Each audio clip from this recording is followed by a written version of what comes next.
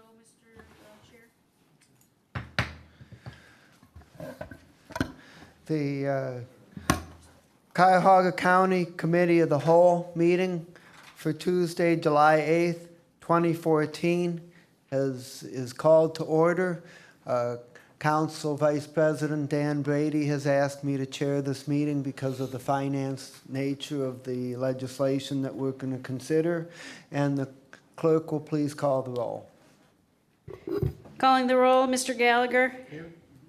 Mr. Schron. Here. Ms. Conwell. Here. Mr. Jones. Mr. Jones is absent for the moment. Mr. Hairston.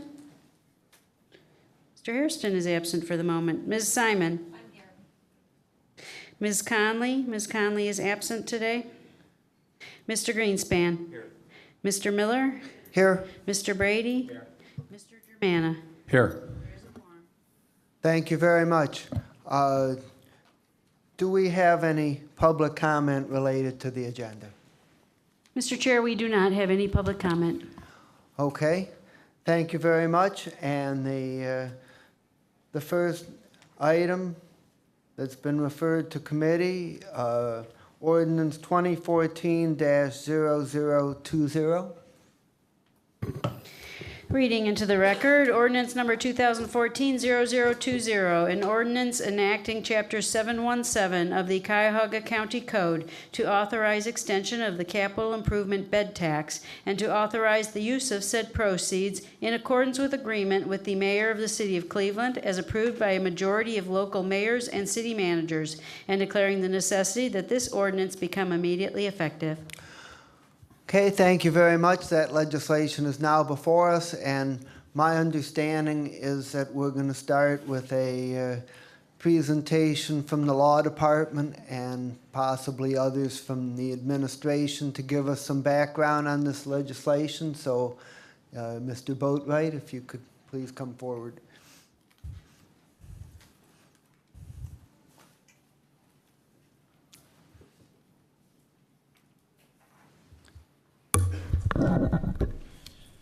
All right, this is a brief overview of the legislation that's before council for review. It's related to the bed tax, and it's an extension of one small portion of the bed tax. Just so you know, the bed tax it's taxed at a percentage of the rate of the hotel room. 3% of the bed tax currently goes to Positively Cleveland.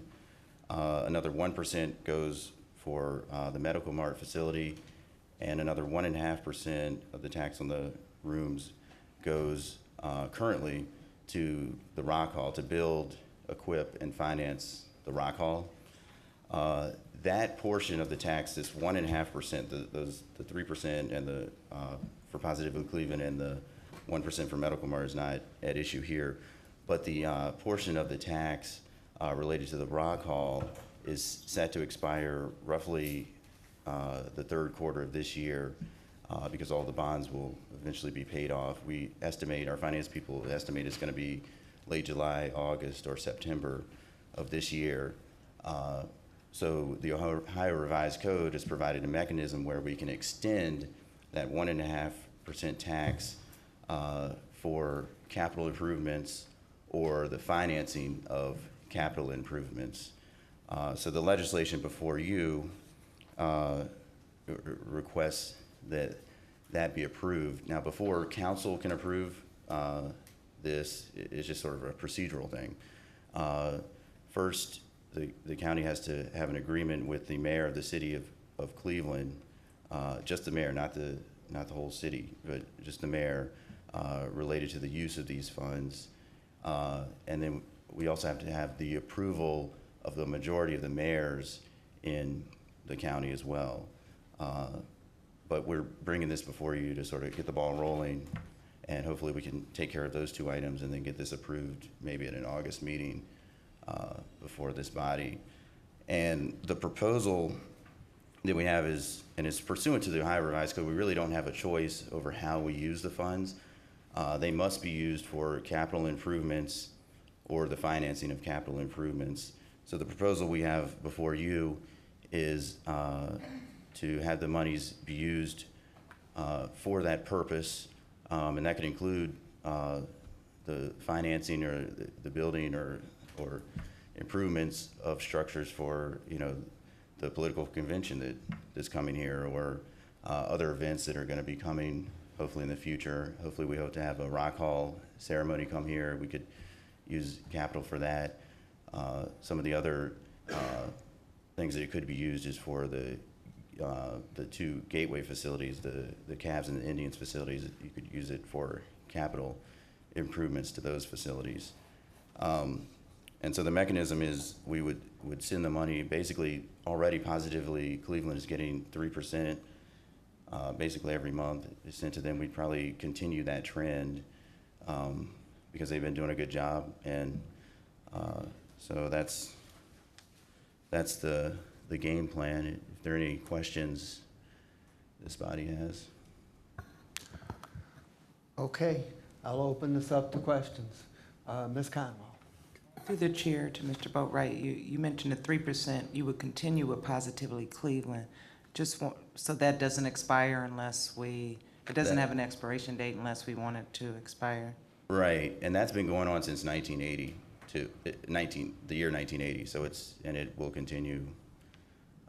And that's not up for grabs now, other than the fact that I'm just mentioning that because this 1.5% that was going to the Rock Hall would go, majority of it would go to Positively Cleveland because we feel like they've been doing a good job promoting tourism and the convention's coming here, so we feel like that's a good use. So what you're saying is if we don't continue a usage for the 1.5, it would go automatically to Positively Cleveland? If we don't extend this tax, then it would expire roughly in about August or September. Our finance people have those estimates. It sort of depends on how many people stay in the hotels and whatnot, but we'll be able to pay off our bonds and the debt related to the Rock Hall somewhere between July, August, and September of this year. So if this body does nothing, then that 1.5% that tax would literally just go away, and the money would not be collected. And my second question would be on the 1.5% utilization. Does it necessarily, since we need the mayor's agreement, does it necessarily have to be utilized for downtown improvement? No, the only stipulation is it must be used for capital improvements and the financing of capital improvements. That could be anywhere in the county. And that could be anywhere in the county. Okay, thank you. Other questions, Ms. Simon? Does this have to go to Positively Cleveland if we renew the bed tax? It does not have to go to Positively What Cleveland. other kind of options do we have? Literally anything related to capital improvements or the financing of capital improvements. So the tax would be for 20 years. The proposed extension, if approved, we are roughly getting in about $5 million per year. So it could be used for any capital improvement or any financing of a capital improvement.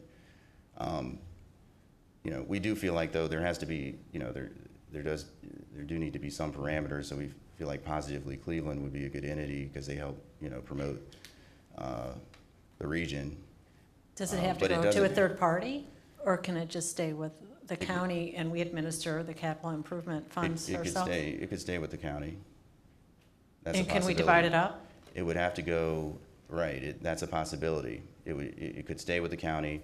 So long as it's used for capital improvements or the financing of capital improvements, then you're within your legal grounds to use it in that way.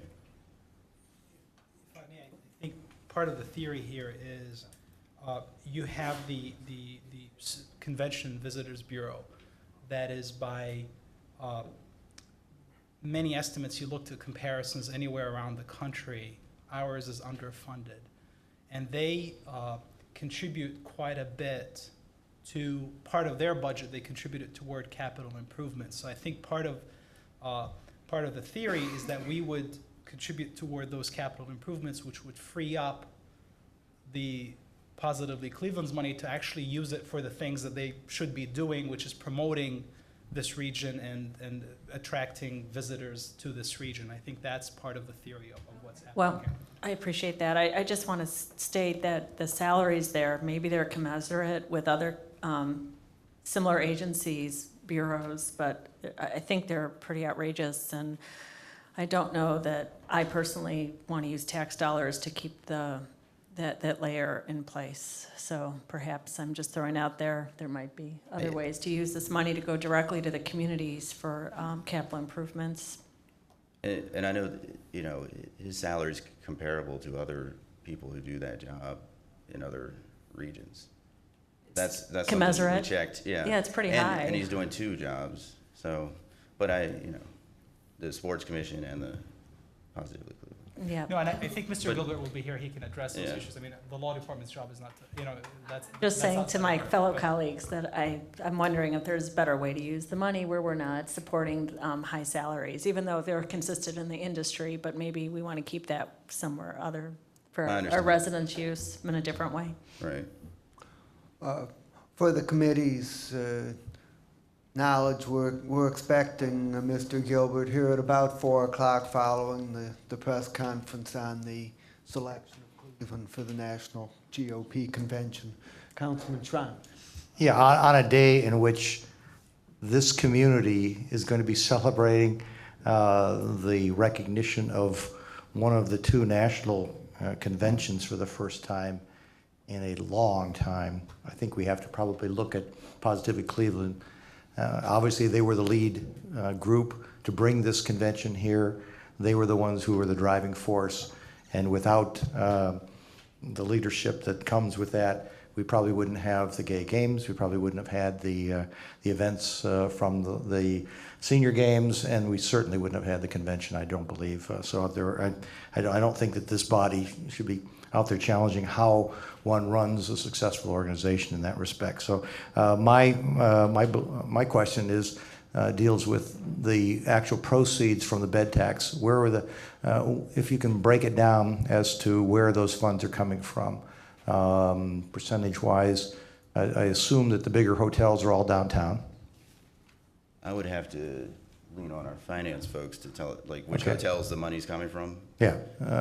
Can we identify where the bed tax proceeds are coming from, and obviously it gets back to circulating around where are the capital improvements then that are most commensurate with where those bed taxes are being generated from, and it becomes a circle of events that the better those hotels perform, the better the bed tax, the better the community, and everything becomes a very positive image all around that. So if we could trace those specifically as to where they generate from as far as percentage. I think you have a lifeline. Excuse me. Through the Director- chair, Director. to Councilman Shrine, I could get that. I don't have that in front of me, but we will have a breakdown of geographically where those dollars are coming from. Okay, but I can only assume that the bigger hotels, the multi-story hotels are right downtown. Right, Thank you. exactly. And if I may just sort of, a point of privilege, I participated in some of the meetings for the national convention, some of the legal meetings, and honestly, having witnessed the work that was being done by Positively Cleveland and bringing the convention, it was incredible. We had our act together from the very beginning. But again, that would be, they'll be here, they'll speak to themselves when they come. Mr. Chairman. Oh, I'm sorry. All right. Ms. Conwell, followed by Brady. Okay. Through the chair, I don't know if this question would go to Mr. Boatwright or Mr. Parks. If you could include the percentage that the bed and breakfast pay when you do that breakdown of what Mr. Shrine asked you to, I think his question was geographically, where is the percentage coming from? But then I'm also concerned about the bed and breakfasts that, I know it's a small portion, but I would also like to see what is their percentage that they're paying, because I believe that they're paying the same as the hotels, which in my estimate is not fair. Thank you. Councilman Brady. Well, first of all, I think Councilman Conwell makes an interesting point about beds and breakfasts. There is a potential here, given the fact that the news today that some money is going to be spent in Cleveland, and it could be spread around, and I think that's what I'm hearing. On this particular issue, I I think the thing to keep focused on initially, and I think the questions have been appropriate, is that we're potentially gonna lose about $4.5 million worth of sales tax if we don't extend this sales tax. What we do with the sales tax is we're only beginning to have that discussion, and we are looking forward to a succinct and enthusiastic presentation by the administration on this matter. But I understand that all this happened very quickly. And in fact, we expected, as the chairman knows, because I've been talking to him several times today, and everybody else probably knows to some extent, we first told we were going to have this meeting at 3 o'clock. It was moved because of the press conference, because of the fact that the convention is coming to town. And so what had been intended to be a presentation by Mr. Gilbert has been somewhat delayed. So I feel your pain in terms of everybody sort of standing and waiting for him to get here, because that's the way it was planned. And so there, of course, is the segue into the meeting that I've been trying to stretch myself out to. Okay, well, before we move to that, I'd like to ask a couple questions. The first is that it was presented that that we could complete the Rock Hall financing as early as sometime in July. If the passage of this legislation occurred somewhat subsequent to that date, would that create any particular problem? No, it won't create any problem. We don't want to extend it too far, but our finance people are saying roughly in about the third quarter, so that's July, August, or September, we will have the ability to pay off those bonds. So we want to get it done hopefully in August, if possible. Okay, and the other question is according to this legislation,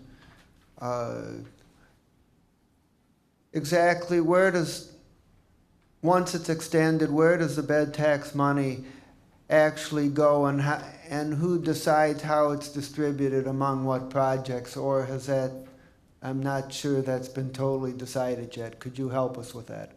We left the language very broad because this is a 20-year extension and you don't know what's going to happen in year 15 or 16. But currently, the money would go to, and we put some examples in, capital improvements for political conventions. The money would go to Positively Cleveland. The money could be used for improvements to the Rock Hall, improvements to bring in big events, large events. So that's the game plan. You know, we do want to leave the language sort of broad because you just don't know what the need will be in 5, 10, 15 years. Who would actually make those decisions? Would it be the executive? Would it be Positively Cleveland? Would it? Currently, it would be the county executive.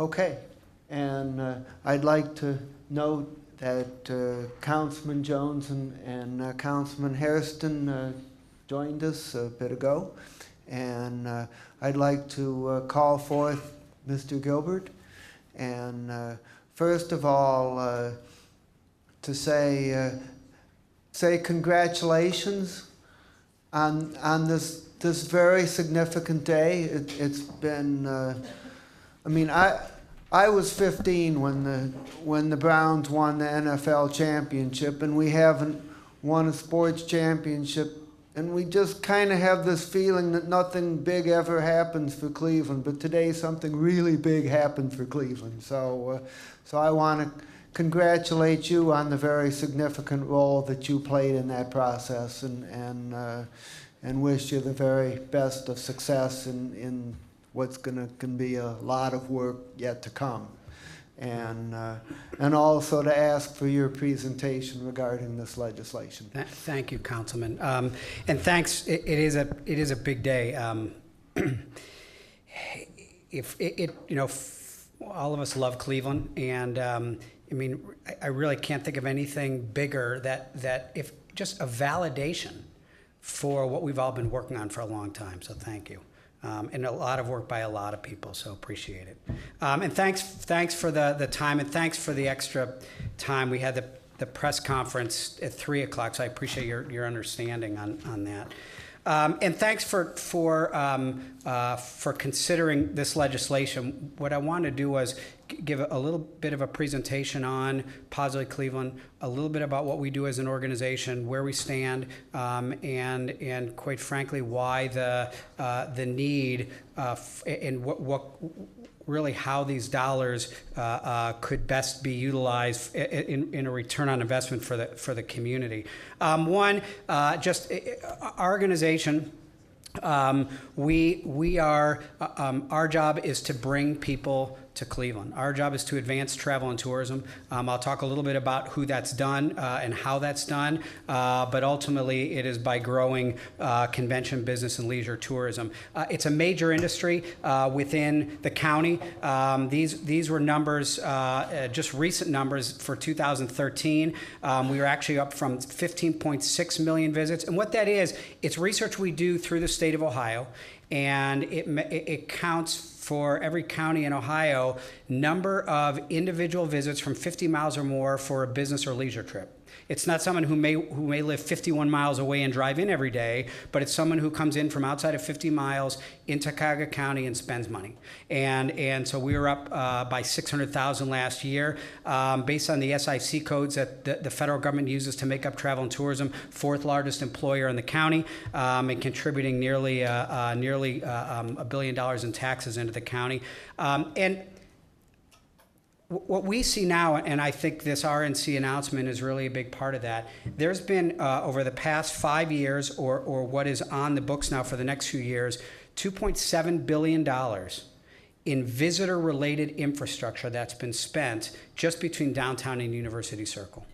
So if you talk about, by including University Circle, 10 new hotels or major hotel renovations, the convention center, the global center, the casino, the aquarium, it's the $350 million expansion of the Museum of Art, the Museum of Contemporary Art, getting close to $3 billion in visitor-related infrastructure. Again, huge projects. And I think we're all very proud of these developments, but very important, one thing we know, that it is not if you build it, they'll come. It's not that simple. Just because we open this convention center, we open this new hotel, that is not why the RNC chose Cleveland. Not at all. It is what we have not done well as a community, I think historically, is do the right things to tie these developments together. And what's critically important is that just because you open these new buildings, it doesn't mean we're going to maximize that investment. And so the efforts and while I say Positive Cleveland, it really is advancing all of travel and tourism. The things that tie it together are critically important to make sure that these investments are maximized.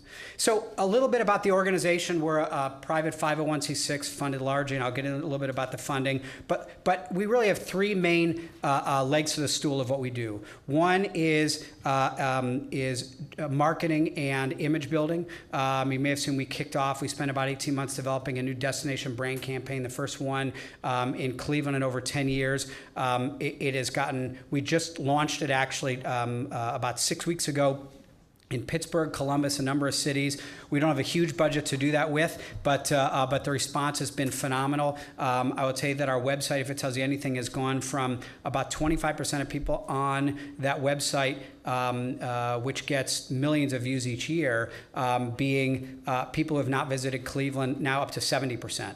So in just those weeks, what we're doing is attracting people to look at Cleveland new light, whether they want to visit here. And we see the numbers on leisure travel going up tremendously. I'll talk a little bit about that. Second is direct marketing, direct sales. Our organization is the organization working with the folks at the convention center, largely responsible for attracting meetings and conventions to town. We have a full-time sales staff, and all we do, and I'll show you just a couple of the statistics, but all we do is go out and get leads and bring meetings and conventions to town. Just because we open up a new building, it doesn't mean that people are necessarily going to come. And then something new based on a bunch of our research is we're calling destination development, how we look, act, and feel more like a visitor city. And I would contend from the research we've done, again, I'll tell you a little bit about, we don't do that well. And the research that we've shown, that we've done shows that visitors, while they rate our dots well, they rate the experience between the dots not very well. And that's what guides a visitor's experience. If you just look at, what I want to show you was when we do convention sales, we don't just throw things out there. This is done in a very systematic way. We have market segments by type of convention, by size of convention, by geography. This year alone, we're going to attend over 24 trade shows in the meeting industry, and we are out there selling our region. We are the only entity that's out there selling, directly selling meetings and conventions. We work with the AX Center, we work with the Convention Center, we work with the hotels, but we are the destination marketing organization when it comes to that. So I want to just tell you a little bit about the research, because one of the things we did, and I think I gave a presentation to County Council a little bit on what we've done as an organization, really reshaped what we did, but a lot of it was focused on research that we've never done, trying to understand our customer. Who is it that is looking to buy Cleveland? Who is it that's looking to come here to spend their money to create jobs? And we did two things. One, in destination development, we hosted a local visitor summit, a destination development summit, to look at identifying how we better look, act, and feel as a visitor destination. And ultimately, the buckets that came out of that were things like wayfinding, first impressions, meaning we're doing a hospitality and perceptions and customer service training program. How do we work with RTA to make public transportation better for visitors? And again, I'll talk a little bit about those efforts, but in every one, we're leading a community-wide effort to advance all those. The big things that came out of our research: one, we have to treat Cleveland as a branded product. And that's been when we're trying to do travel and tourism, it's no different than trying to market a laundry detergent or a toothpaste. You have to get people to try the product, you have to get people to like it, to be repeat customers, and to become advocates. And I will tell you, with the research that we did with Cleveland, it's not that easy. We hired what is considered the best destination branding firm in the world, called MMGY Global. And they do everything from Trump hotels to Disney resorts to the country of Barbados and Belize and Austin, Texas. And they said they have never found in their research a more visceral reaction to a destination than the word Cleveland. Meaning the negative reaction in people's minds to the word Cleveland was worse than anything else they've ever seen. Now, that's okay. We get it. We've had all these, we're the mother-in-law joke of the country. Well, that's changing. This announcement today is a big part of showing how that's changing. But we need to speed up that process. We also have to enhance the visitor experience. What we found in our research, that visitors, they may come here to visit the Rock and Roll Hall of Fame, a beautiful, unique, one-of-a-kind international destination. They may have a great 3 or 4 hours while they're here at the Rock Hall, but if their experience, if they didn't feel clean, safe, comfortable getting there, getting to and from, again, connecting those dots, if that was not a good experience, which they do not rate Cleveland high on right now, they're not going to come back, and they're not going to tell their friends and family to come back. They'll say the Rock Hall was great, but this isn't our saying it. This was what the research found. And the last thing, again, with that marketing, it's about changing the narrative of the word Cleveland. We can go out all we want and talk to people in Pittsburgh and Detroit and Columbus, people who would come here and spend their money and say, we have great arts, we have great sports, we have great parks, we have great neighborhoods, on and on and on. But what they can't get past is, yeah, but you're Cleveland. They'll say, well, I have arts in Columbus, I have neighborhoods in Pittsburgh, I have sports in Detroit. Why would I come to Cleveland? It's about changing the narrative of that word Cleveland. And that's what our marketing is getting to. And again, what we looked at was, we were very methodical about it. We looked at who are our customers: leisure travelers, business travelers, convention and meeting planners, and also local residents, because they play a large role in how that perception is proliferated. And we also looked at our peer set. So we've now documented, where do we stand as an industry? Where do we stand against our peer sets? And we're starting, and I'll give you one interesting statistic, and this just came out. For meeting planners, back in 2012, when we did this first big set of research, they took the top 40 markets in the country. Detroit was dead last. Cleveland was a smidgen above Detroit. And then it went way up to here, and you had 38, 39, all the way up to the top, San Diego being number one. And 2 years later, we were, and this was awesome, with the same group of people, we had the most improved perception of any of the 40 cities in the country. Things are changing.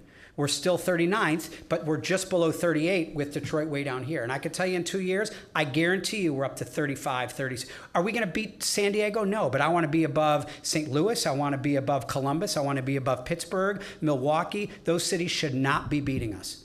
And we're starting to see the evidence that it's changing. So we have significant strategies, and I'm not going to go through all these. I'll be happy to talk about any of them if you want in detail. But we are very strategic in what we're doing and how we're doing it. And we've launched some major initiatives already. We're launching some others. We're launching some others this year. And again, I think very important for the sake of this body, and we actually gave a similar presentation to Mayors and Managers Association in a little bit more detail, but we are not a Cleveland-only organization. We know we're funded by a county bed tax. We know that what we do is not just about the city of Cleveland. We have about 600 member partners who are part of the organization who pay to be part of it. Over half of those are outside of the city of Cleveland. When we do convention leads, it's not just downtown. 40% of our leads and 45% of the room nights that we generate are in places like Beechwood and Independence and Westlake and Strongsville and outside of the downtown core. And this is just some of the big major conventions that we've booked that are not downtown.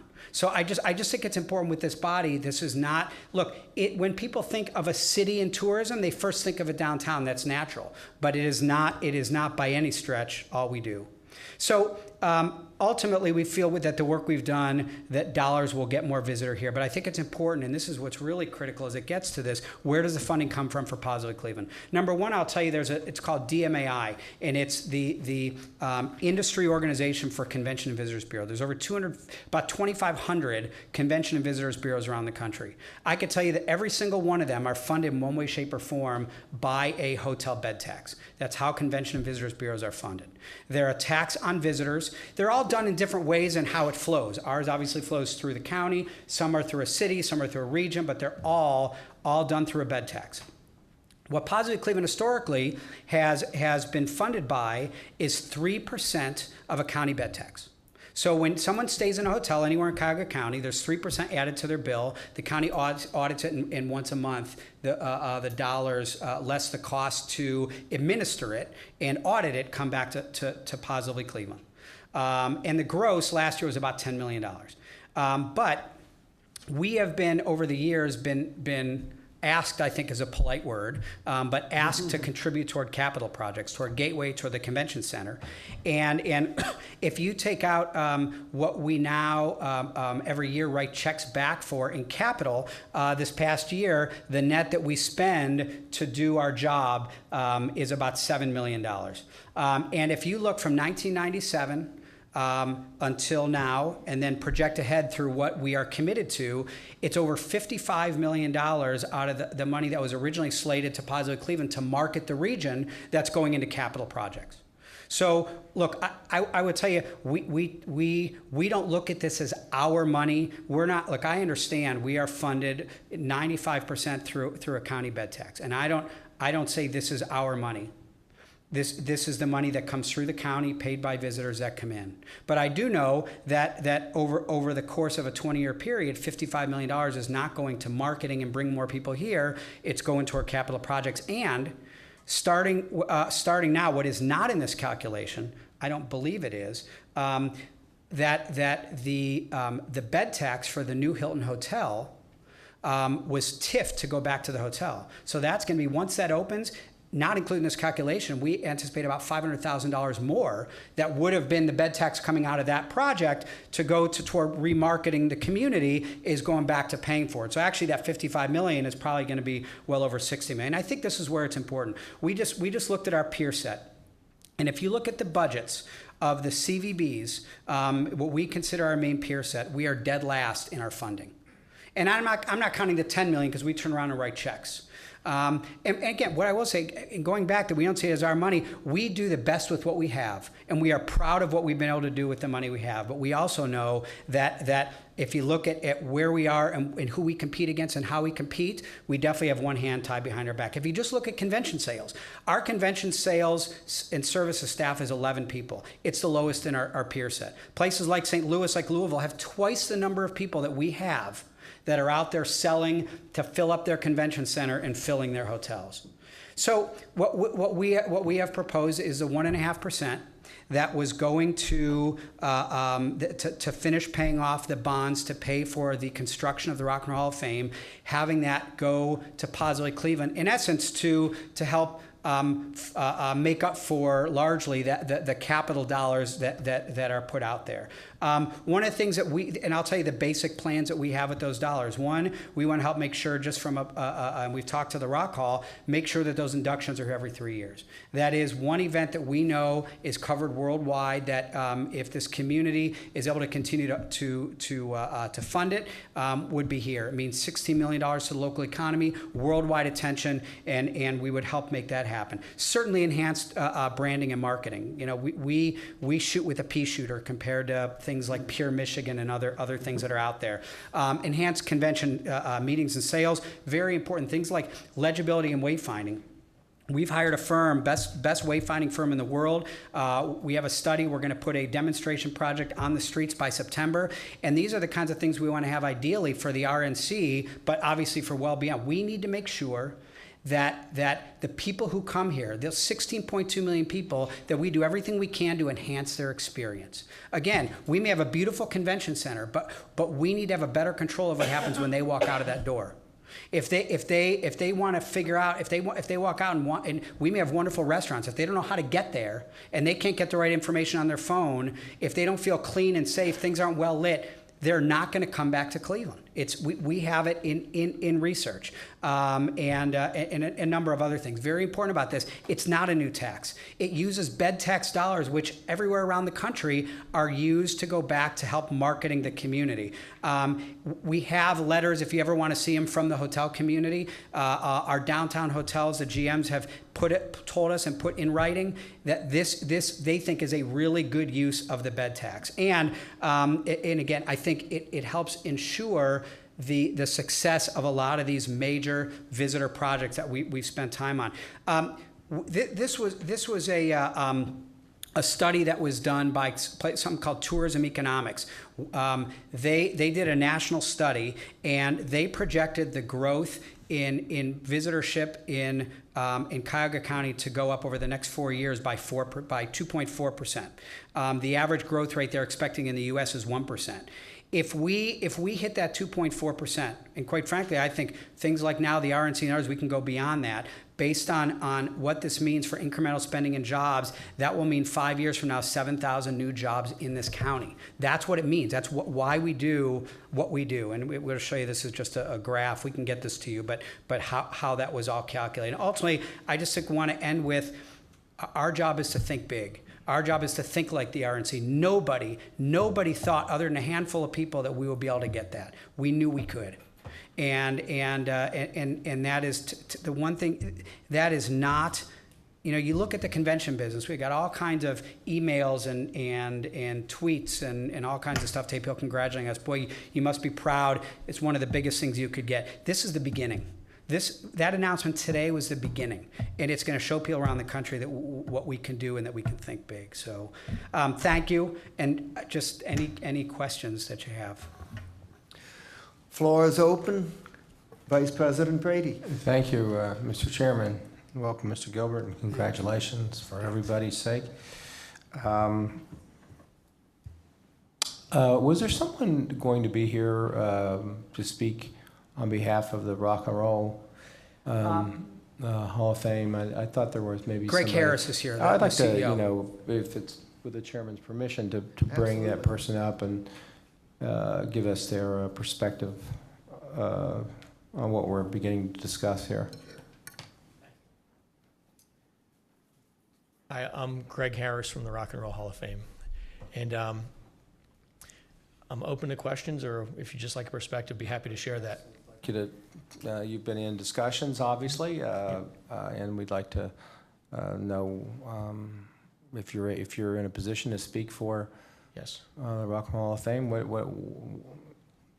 This money will no longer be going to the Rock and Roll Hall of Fame, although some money is set aside, although we haven't decided how much that's going to be. What's your take on it? Sure. Well, the bed tax, as you may know, was used to pay for some capital improvements to the museum, and it was done to pay off some bonds. We, of course, looked at this and said, why don't we re-up this? But after meeting with the folks at Positively Cleveland, we realized that the strongest way to go was to go at this together. All the work that Positively Cleveland does helps all of us. If they have the funds to bring conventions, conferences, to improve the visitor experience, that helps us as well. It will help us by driving visitors. It'll help us by creating jobs. It'll help us by creating more events for this city. So we thought it was okay to go with them together to secure this. We were, and Positively Cleveland agreed that the inductions are an event that is a very worthy event to fund with these dollars. That event, when it is here in Cleveland, the economic impact is about $16 million from that event alone. That comes to the museum, and it's an event that we don't have to hunt or bid on or chase like a Final Four or a political convention, which involves a lot of time, effort, and work, and you don't always win. Today we did win, but you don't always win. So we felt like working with these folks together, we'd go at this because it was good for the region, and we would benefit by having funds toward the induction ceremony, so it could be here every 3 years. And also the other times a year when they're bringing people to town, when we're bringing conferences, it benefits all of us. Mr. Chairman, just to follow up, then the 3-year induction into the Rock and Roll Hall of Fame has already been negotiated. The question is always, I guess, if you can afford it, we'll do it. That's it, right? Yes, that's exactly right. Okay, so one of the things we would consider that we would at least want to do with this money would be to make sure that we continue to have inductions of the Rock and Roll Hall of Fame every 3 years. And that, what does that run us approximately? It's over $5 million Each time? Each time, Okay, all right, and generates about 16 million to your best yes. estimate. All right, I'll hold questions and listen to what others have to say. Other questions? Ms. Simon? Thank you.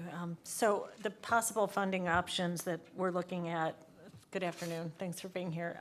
Is this something that's going to be mandated pursuant to a contract, or does the public money go to the agent's bureau and there's discretion to do whatever? The way that the current bed tax works, and I think it's right to the county, I guess maybe we presume it would flow the same way, is the dollars go to Positively Cleveland, and we give a report each year to county council about the work the organization does. We have metrics involved. There are specific uses for that 1.5% legislatively. So that would have a different set, really focused on capital.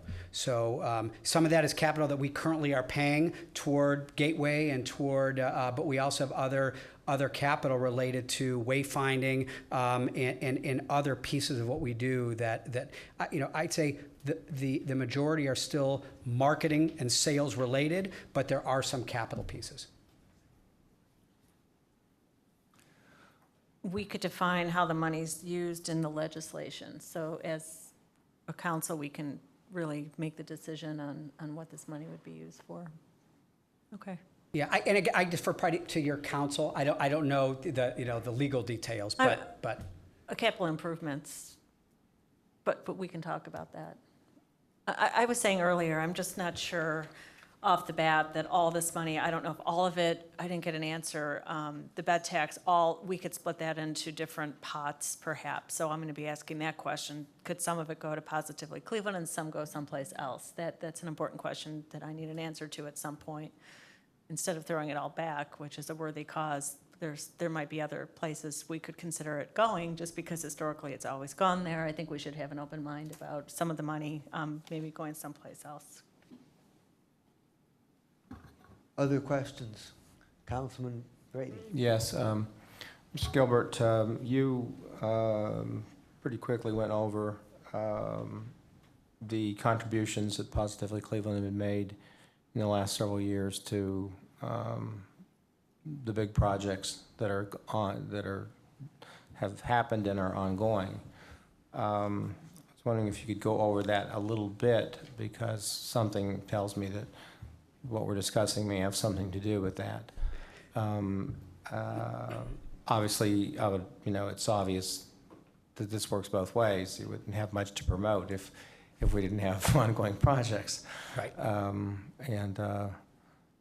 While it's true that what people have done for a long time led up to this, and particularly to be commended are the efforts that people have made in recent months and this year.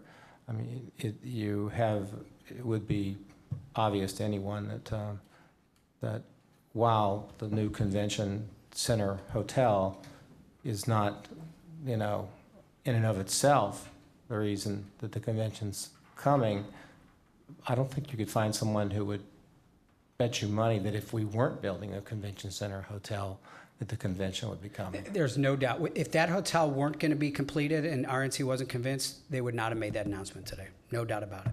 And when are these dates again? They sound pretty early. There's two. One is, I don't have the exact date in my head. One is late June. One is later July. They will choose one of those two dates in the coming months. Okay.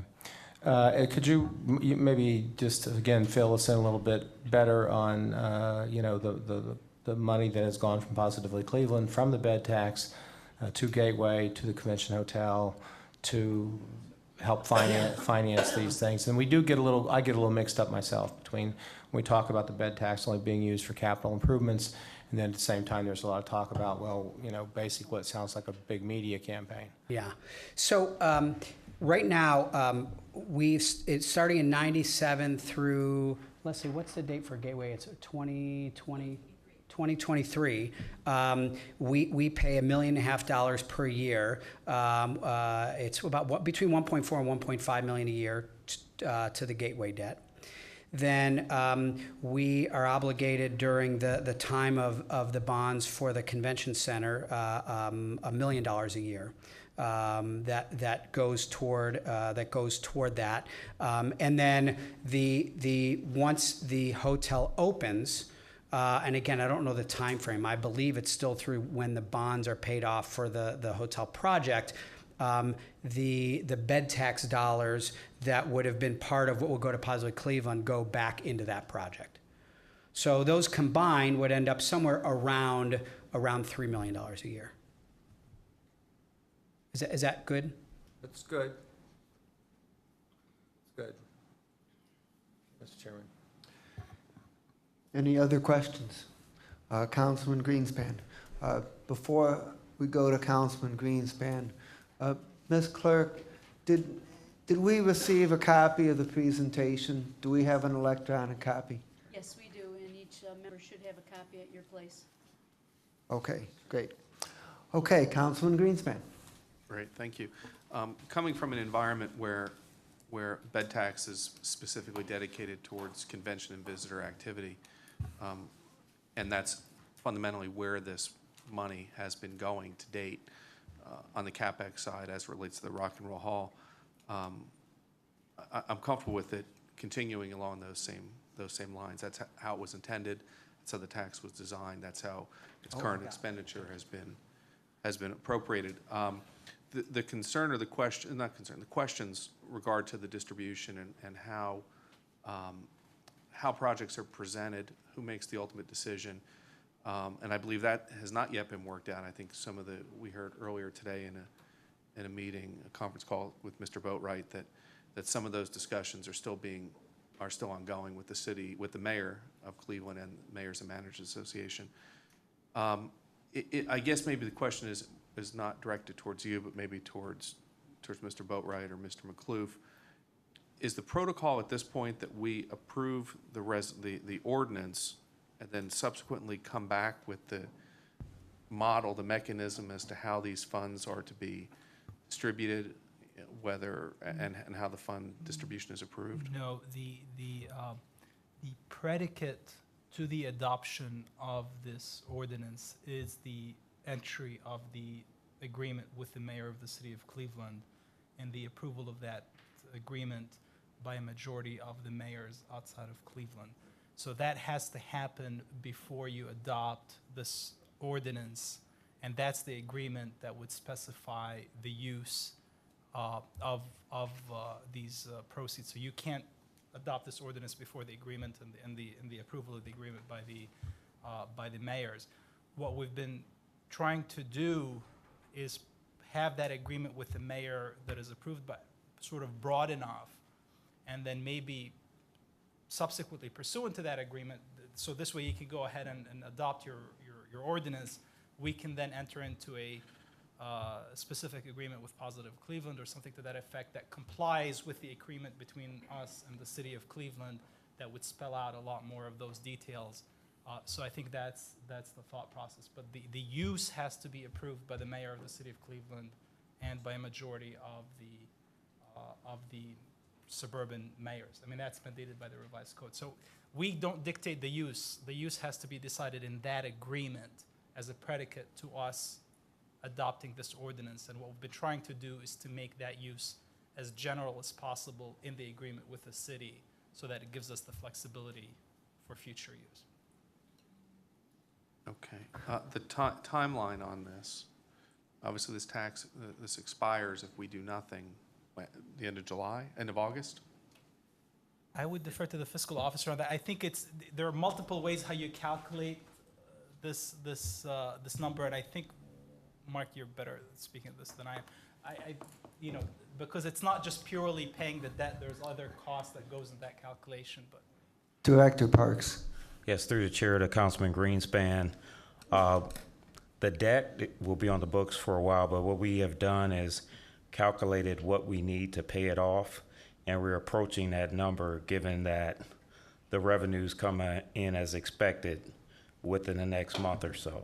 So the current tax is not based on a time period, it's based on satisfaction of the debt? Exactly. That's how, okay. And when do you anticipate that might, I'm trying to determine how much time we have. So when do you anticipate that, the satisfaction of the debt, which then would coincide with the termination of the tax, which then backs up our timeline as to how much, what our runway is? So it looks like it should be around August. So we'll be for sure with the mid-year projections. But we're looking. And those taxes are paid monthly? Yes, So by August 31 effectively is when the tax would expire? exactly. Okay, great. And we've drafted the language of the substitute ordinance to be sure to cover that area, that the new collection starts from when the earlier debts are paid off, to make sure that there's no gap in the period. And in case we miss it, it's retroactive. Okay. And Mr. Recluse, did I hear correctly that the decision as to how the funds are to be spent are I'll use the word invested, I don't like the word spent on capital projects. The money is to be invested. That determination is not made by, let's say possibly Cleveland is the recipient of the $5 million a year, but are you saying the ultimate decision as to the projects that are recommended by Positively Cleveland to be invested in, that decision resides with the mayors? The term that the revised code uses is use of those tax proceeds. And what we're trying to do is have the agreement with the mayor that's approved with the municipalities to be general enough to have the term capital improvements and things of that nature, to give the flexibility for future, without having to specify the specific details of the project, to have the ability to do that in the future. Let me give an example. So if assuming this passes, I have no issues with it as I see it right now. Assuming this passes, possibly Cleveland is a recipient of $5 million. They turn around and say, you know what, this public square project, we want to invest in that. I'll just throw that project out there, the reconfiguration of public square. Who then does possibly Cleveland get approval to use that $5 million for that purpose. I get what you're saying, and I think and Dave, correct me if I'm wrong about this, but the way that it Dave May or Mr. No, Gill? sorry, Gilbert. But the way that it's anticipated, I'm sorry, yeah, there are two Daves. The way that it's anticipated is positively Cleveland is already committed in amounts in excess of this entire tax collection toward capital improvements. What we would be doing with that money is plugging in those commitments for positive Cleveland, which would then free up their other money that doesn't have restrictions on, because this money can only be used for capital improvements, would free up their other unrestricted resources that they can then use to market the region. No, I understand that. So it's not that we would be approving a specific, we'd be plugging in those capital improvement It's not that 3 years down the road, they're gonna come to us and say, we have this project, this capital improvement, we wanna approve it. I think the idea is the agreement would plug in those uses that would free up the other resources for the other, for I'd like to, can I interrupt for a question on that point? As I understand it, the capital improvement obligations are about $3 million, and this extension would bring in an additional $5 million approximately per year. So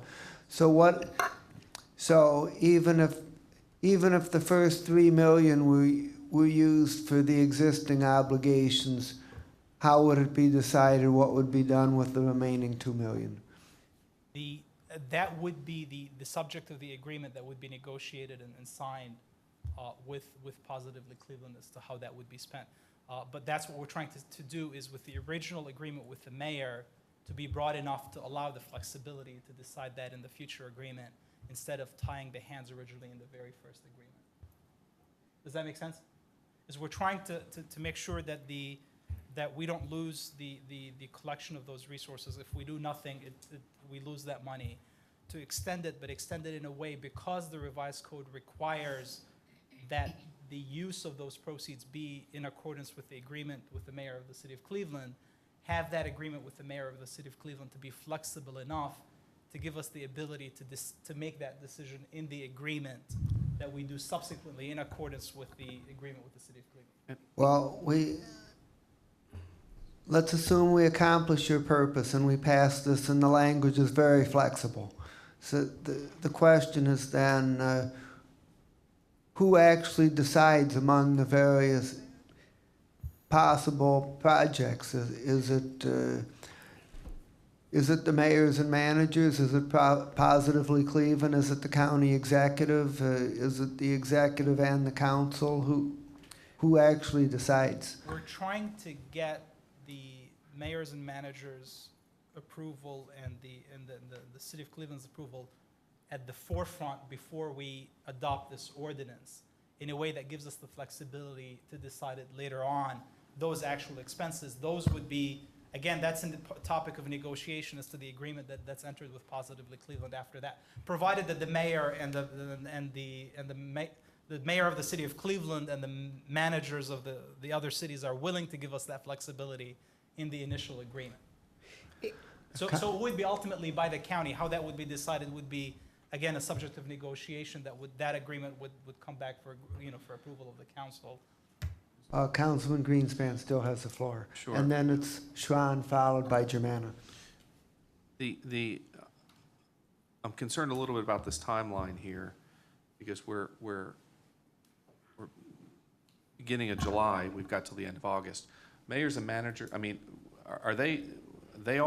is everybody involved? They understand the time sensitivity of what's going on? Are we gonna run into a situation at the end of August where we have to have a special council meeting to adopt something because you're talking about a lot of people, getting a lot of people around it, an issue? Yeah, and keep in mind, and I know that the Mayors and Managers Association doesn't meet until, I think that they don't have a meeting until later. The approval is not of the Mayors and Managers Association. It's by a majority of the mayors, which is, a little bit different. It's not necessarily the association.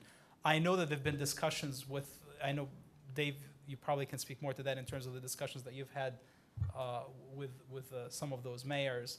But ultimately, what, you could either call it, the quickest way to achieve it is through a meeting of the mayors and managers, because that's where you get all of them in one place. But that's not the mandated way. You don't need a vote of that association. You need the individual mayors to approve it. So worst case scenario, you could get their individual approvals, have them sign on a sort of a letter approval that you get the majority of them that way. The two other thoughts. Is there, the way I'm hearing the proposal and the county's approval, so you have the mayor of Cleveland, which is by ORC, correct? And you've got a majority of the mayors within the county. How does it relate? Is this legislation specific to Cuyahoga County, or is this legislation more of a statutory nature, meaning statutory county derivative? Does it say specific? We're following the revised code in what we're doing. And what is well, we're the only county, well, us and Summit are the only two right now that have an executive. So does it say county executive, or does it say Board of County Commissioners? Say again, no. This legislation is specific to Cuyahoga County because in '93, the original 1.5% was set up for the Rock Hall. And so there's really only, there's one Rock Hall. So the legislation is very specific for Cuyahoga County. And that legislation in '93 that set up the 1.5% that goes to the Rock Hall said when that tax expires, then you can do this particular extension. But it says, well, '93, there was no county executive. What I'm getting at is I'm not aware of a provision and I'm not aware of a protocol in our county where the county executive unilaterally has the approval of an appropriation of this amount. This is the first one where unilaterally the executive, unless I'm missing it, council. That's what, I don't think anybody's saying that the executive has that's why we're trying to do it through the ordinance that would give the authority for the action. Well, because I was misinterpreting, because I was hearing that the executive would make the decision on behalf of the county. That's why this matters before this council to vote on it right now, is to have the county, as an entity through your own internal processes making the approval. So 3 years down the road.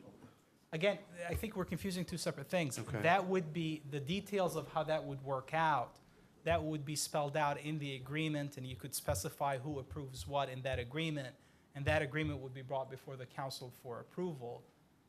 I think we're sort of, those decisions can be hashed out in the agreement between the county and Positively Cleveland. We're just trying to get the extension and get the extension in a way that's broad enough that gives us the ability to negotiate the details in that agreement. So the discussion regarding the executive only means the executive on behalf of the county after approved by council is what you're saying. That's how the agreement would read. Yeah, again, yes, we'd have to Okay. negotiate that. That agreement has not been spelled out, so we'll have to. Let me just ask Mr. Gilbert then some questions. So some of these capital projects that we're talking about, you mentioned wayfinding. Is there anticipation of participating in the public square renovation, the access to the lakefront? Are those some of the examples, and what might others be? A great question. So as we've talked about it internally, we've already discussed it. If this were to happen, we would have an agreement with the Rock Hall for 25% of the dollars to go directly to the induction. So we would know that would happen. We think that's very important for the community. Of the remainder, we don't anticipate being a source of capital funds for big projects like that. What we have talked about is in things like wayfinding to do that community-wide is probably to do it right. Probably somewhere, if you want to include the suburbs that have significant downtowns, let's call it a $4 to $5 million project over several years. If you talk about online visitor information, if you talk about some smaller streetscape improvements, those things add up to do it right, a couple $1 million a year. We don't anticipate becoming a source of capital for major projects like that. Again, open to discussion for sure, but and then the remainder of the dollars where there's discretion are for marketing, all the things to bring people here. Okay, thank you. Councilman Tron. This conversation is kind of reminiscent a little bit of the casino revenue. Just reminds me of when you get all said and done, there isn't that much money left. I think you said that very succinctly at the end. If we got 1.5 million, 1 million and 0.5, that's 3 million of the 5 million right there, that all we're saying is we're taking one pot, if you've ever been involved with schools, you got your capital improvement, you got your operating, you're saying that we want, these funds are gonna be used for the capital piece. So that, now we're down to 2 million. If I just heard correctly, if we're gonna pick up 25% of a $5 million commitment to bring the induction ceremony here every year, that's 1.25 million of the 5 million. Correct. 3 plus 1.25 doesn't leave a whole lot of money out of 5 million, at least if I'm understanding the math that I just heard in front of me. That's, as we just went through, a parking garage per space is $39,000 per space. So it doesn't leave a whole lot of money left. And what we've really done, at least if I understand this correctly, is we are freeing up operating dollars for you so we can move from second to the bottom, hopefully up, and continue to grow and use these assets that we have billions of dollars invested in this county to try and bring more convention business here, is really what, if I'm cutting to the chase on this whole thing. It's not about capital improvement, because there isn't going to be any money left out of this money. It's really your operating dollars to drive business activity here is what we're really freeing up. Councilman, that's exactly correct. We see the small amounts of capital, and I don't know a number, let's call it out of all this when all is said and done, million and a half a year. It's the mortar between the big bricks. It's how do you create the connective tissue, the wayfinding, the streetscape improvements, the online information, which is small dollars compared to the convention center and the hotels and the big things. How do you make them work better? And it is, as you said, in the larger scheme, smaller amounts of money. My fear is this body's going to spend a lot of time talking about the $750,000 to $1 million out of this, and we're going to lose sight of the fact that of all the good work that's being done. My biggest concern is, why are we here on July, middle of July, talking about this with something that's going to expire in August?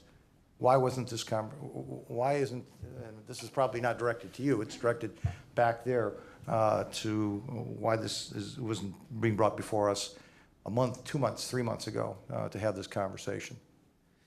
We've had ongoing conversations. I don't know why, honestly, quite frankly, this meeting as opposed to others. I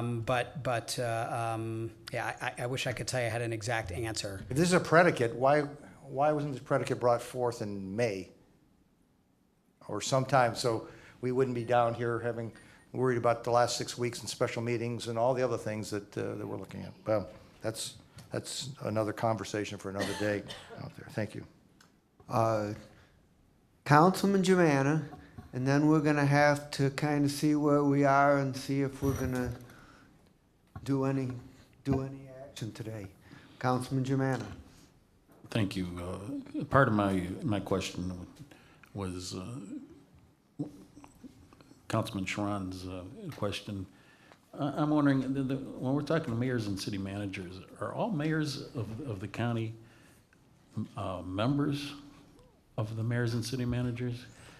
Actually, that's the point that I was trying to clarify, that the Mayors and Managers Association, the entity, has no role in this. It's looked upon... They're coordinating it then. It's looked upon as the easy place to get all of the mayors in one place where you can get their approval. But the way that the revised code reads is you need the approval of the majority of the mayors of the, outside of the city of Cleveland. But the easiest way to get them all in one room is the association. I guess the second part of this is, I know you wanted to have the use in general because of the 20-year nature. Has anything been discussed of breaking this down by renewing every 5 years or every 4 or every, if it's 20 years, it would be 4 or 5 years, it would probably be. The way, without a change in state law, this is a one-shot, take it or leave it. So we can't do it for 5 years and then do it again and do it again and do it again. So, we wouldn't be able to extend it for 5 years and then in 5 years come back and extend it for another 5 years. If we don't do it for that duration, it's gone. You'd need to change state. the way is to go down and change state law, but without a change in state law, we wouldn't be able to extend it every 5 years. I'm just wondering how we're gonna get 30 mayors to have consensus over this in the next matter of weeks, because this has got to be done by the end of August, and without repeating Councilman Schron's comments. 59 mayors. I think we're a little bit behind.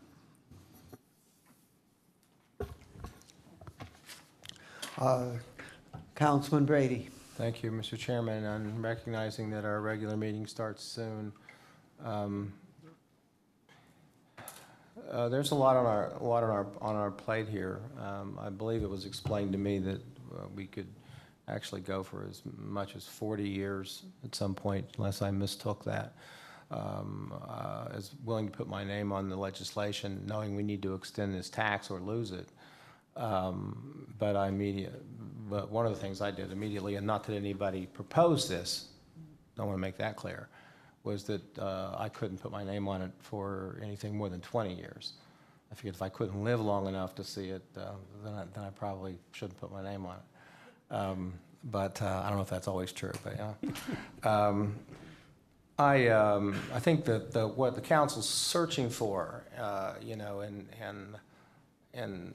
sort of out there a little bit.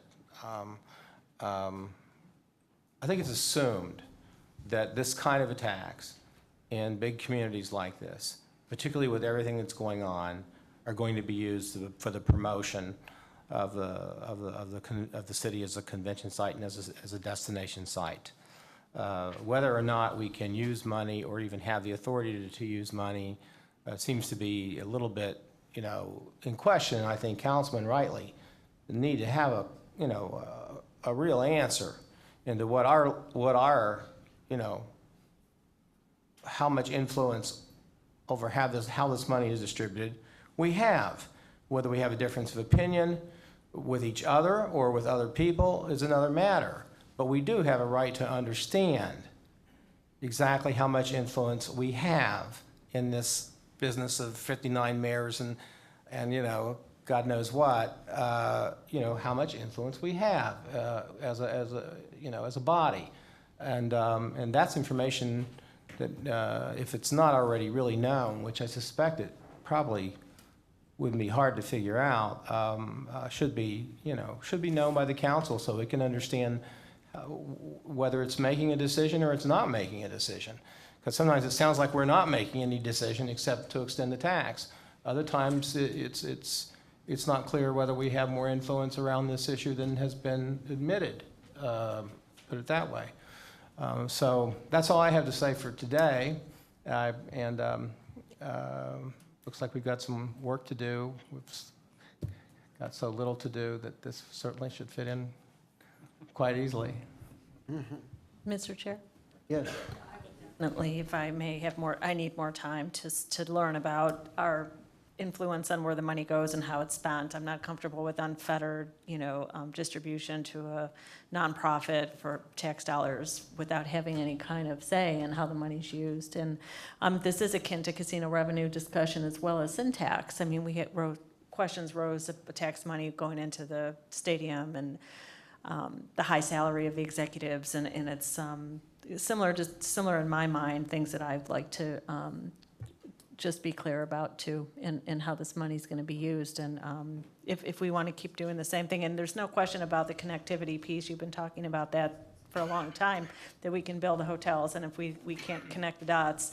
And I'm sure we're at a precipice now with Cleveland, you know, doing so well, we don't want that to go backwards, but at the same time, there might be a little bit of money that could be spent that would mean a lot to people. It might not be a lot to some people sitting on this council, but to some communities who've lost their local government fund, maybe some money would mean a lot to those communities. And then I just want to reiterate that maybe there's a creative way to handle this rather than doing the same old thing all the time. Okay, well, I think the consensus that I'm hearing is that we've made a good start to introduce this very important issue, but we need time to work out some of the details. Councilman Schron. Yes, Mr. McClure, you indicated that you needed time to work with the mayors to hash out. Where are we in the hashing process in regard to this? Because that will be a controlling factor, it seems to me, on the timeline because of that. You indicated that was a piece that was a predicate to us actually approving this legislation. So until we know what that looks like in that core document that could satisfy this body as to how they see it, we really don't even have anything we can actually even vote on, at least as I understood your comments. So where are we in the hashing process? Councilor, Whoever's doing the hashing, I guess. So we have, just today, we did have a briefing with Mayor Kurtz, who was at, I don't know if it's changed over. He's just he's current chair, Mayor Kurtz of Independence, Mayor Wheelo of South Euclid, who's the incoming chair of Mayors and Managers Association, as well as Mayor Sutherland, who sits on the board of Positively Cleveland. And they had committed to help us get this done. Do we have a timeline? They're really waiting to hear back from us. From us meaning Positively Cleveland? Yes, Okay. yes. And do we then have an expectation of where that, I realize you maybe didn't have anything else on your plate this week or this day, but now that is solved and there's nothing else left to do, I'm sure, in regards to the convention, do we have a rough timeline? I would tell you, I can't tell you right now, but I think by tomorrow, just calling a few of them saying, we're ready to move forward. Okay. What's the best process and the timing? So I can get back to you quickly on that. And that agreement, obviously, we need the mayor of Cleveland and those mayors to agree to it, but we're trying to keep it almost like that language on the use that we have in this ordinance, almost that's what the use that they're agreeing to in that agreement without tying us and then later working out exactly the details with Positive Cleveland, how the future expenditure happens. Okay, well, we thank you very much for coming. Leadership will decide soon on a date for the next meeting on this topic. And I would ask if anybody has signed in for public comment not related to the agenda. Mr. Chair, no one has signed in. And Mr. Vice President, the council meeting will start at what time? Are you going to start it right at 5 or a little bit later? What do you think? We're going to start at 5 o'clock. Okay. Is there a motion to adjourn? Second. All those in favor say aye. Aye. Opposed? Adjourned. Thank you very much.